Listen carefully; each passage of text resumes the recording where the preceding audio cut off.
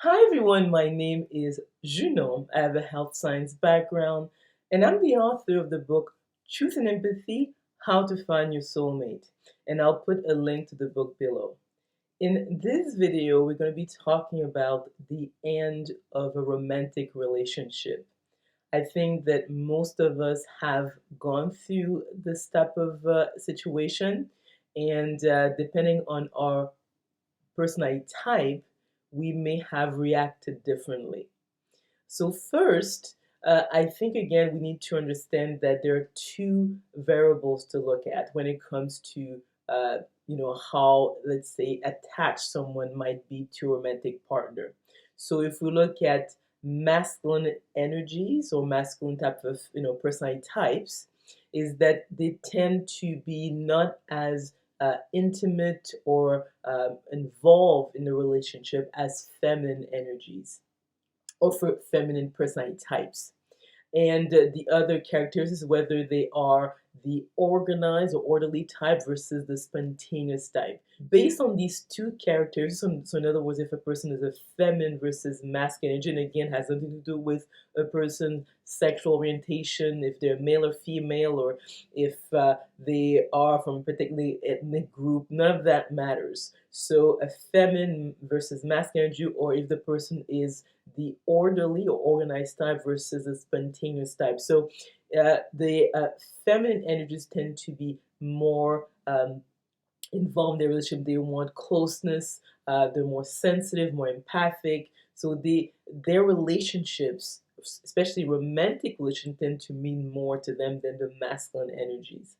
And when it comes to the organized types, they tend to invest more. They plan their relationships better. They want certainty. They want security in their relationship. So when a relationship that really is close to them and they plan to have for many years to come is threatened, they have a harder time letting go. So based on these two variables, the orderly feminine personality types tend to have the hardest time letting go of a relationship.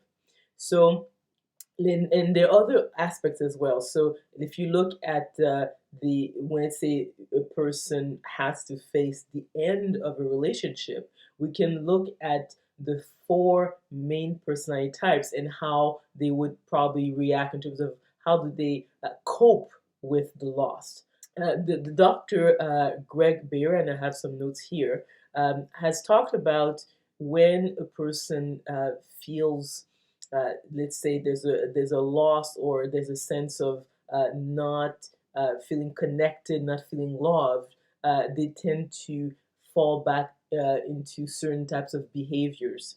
So I've listed here, and I think that's interesting because you can see the link with the four main personality types. So if we look at MBTI, the four types are the sensor judgers, sensor perceivers, you have the into thinkers and into feelers.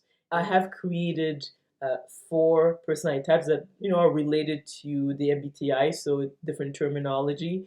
I call them the administrators, the optimist, the rationalist, and the empaths. So that they correspond to the MBTI types as well.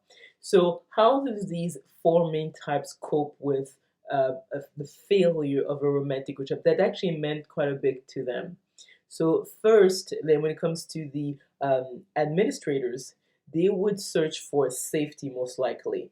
And so, in other words, they'd probably be staying in a dead end job, maybe stay in a relationship even though they're failed. Because some people have not uh, officially ended a relationship, but the relationship has died a long time ago. So I would say that the administrators or tend to be more traditionalists, probably would hang on longer than, let's say, the other types. When it comes to the optimist